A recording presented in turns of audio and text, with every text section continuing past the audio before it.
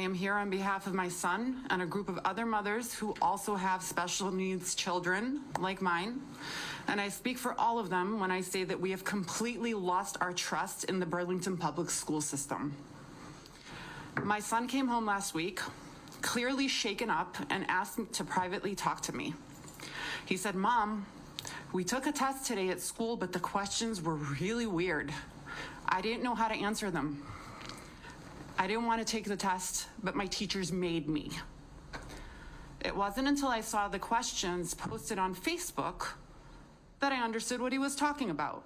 This was a calculated and deliberate attack on our children's innocence and denial of our parental right to protect our minor children.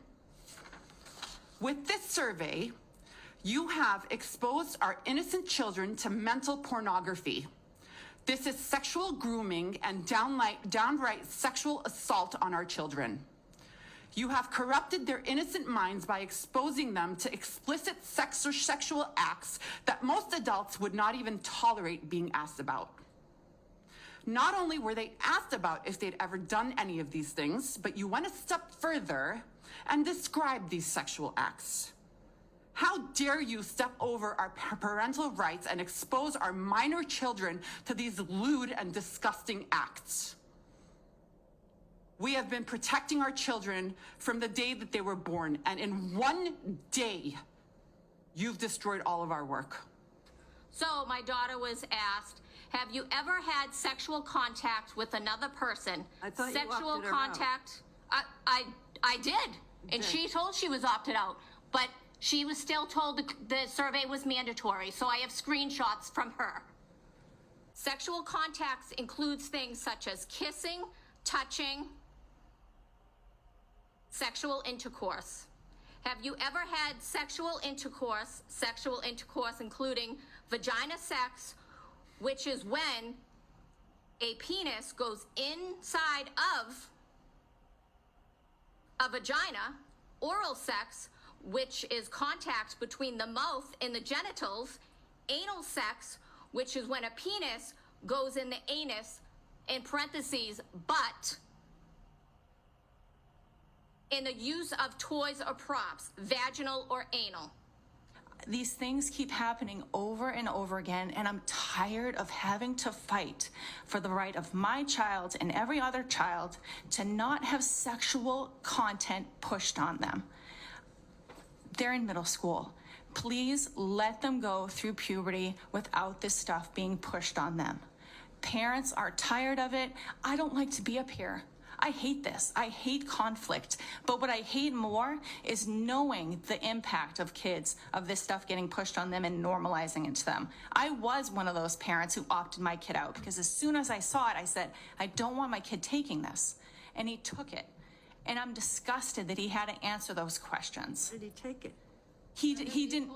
They told him he had to take it, and he didn't think anything of it. I just got a disturbing text while I was sitting in the audience. I opted my son out, my 8th grader out. I opt him out of everything. It's my prerogative. He took it. He said his name wasn't on the list. I just got a text with his name on a list. So it was missed. I'm just kind of processing it now, so I apologize. But it can't happen that way. It can't. My son was opted out of this survey because clearly my husband read between the lines of the vague paragraph that was sent out on Parent Square during a random Thursday night 2 weeks earlier. But you know what? My son was forced to sit in the class with his friends who were not so lucky.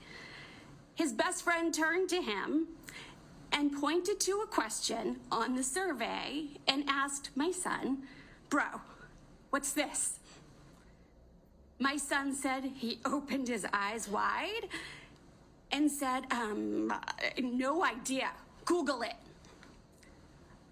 Google it.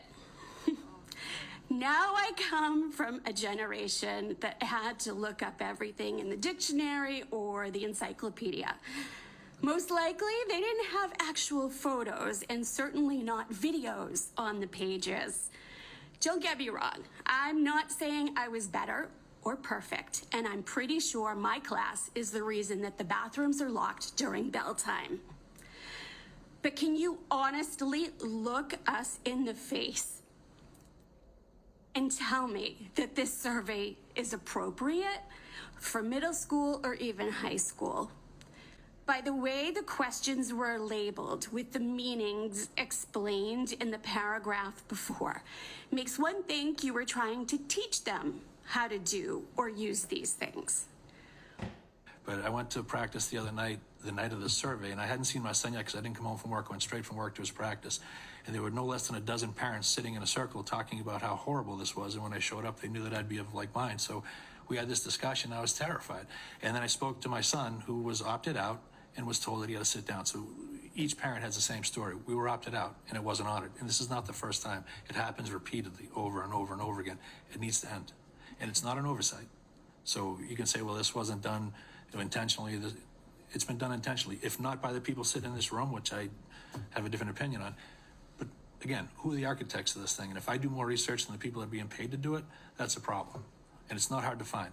These people that are behind this stuff, it's disturbing. Explain to me what I'm supposed to tell my 11-year-old daughter about butt and anus sex and sex toys. Please, I'll give you the rest of my time.